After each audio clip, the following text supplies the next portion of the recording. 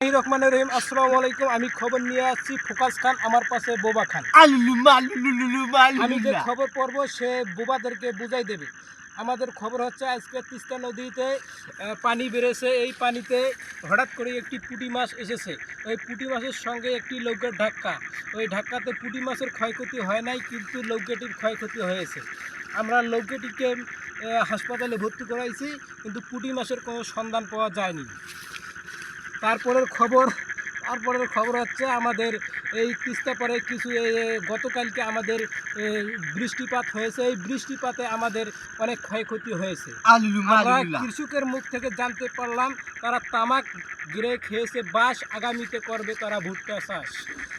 এবারে খবর হচ্ছে আমাদের এই তিস্তা নদীতে পানি বাড়ার কারণে একটি নৌকা স্পার ব্রিজে এসে ধাক্কা খাওয়ার পর সেখানে নৌকাটি কোনো ক্ষয়ক্ষতি হয় নাই, কিন্তু ব্রিজটি ভেঙে গিয়েছে। এখন স্পারের পাশে যে জনগণ তাদের মতামত দিচ্ছে যে এখানে যে মাছগুলো রয়েছে, এখানে মাছগুলো থাকার জায়গা পাচ্ছে না। বিসমিল্লাহির রহমানির রহিম। আসসালামু আলাইকুম। এবারে নিয়ে আসছি আমি একটি মর্মান্তিক ঘটনা।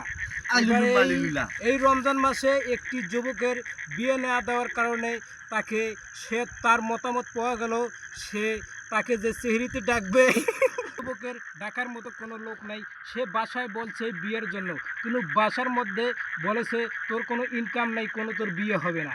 এই দুঃখে সে কচুর গাছে ফাঁস নটকাইতে যাওয়ার পর সেখানে ফাঁস নটকার আগে মশা কামড় দিয়েছে। সে অজ্ঞান হয়েছে।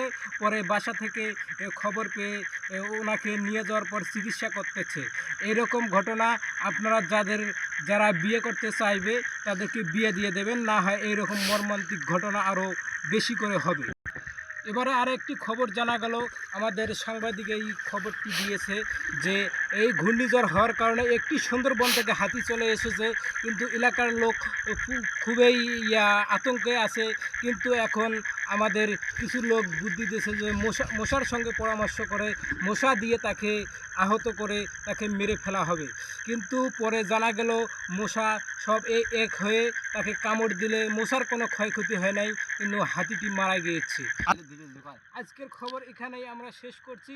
পরবর্তী খবর পেতে এই চ্যানেলটিকে সাবস্ক্রাইব করবেন আর আমাদের পাশে থাকবেন নেক্সট খবরের জন্য।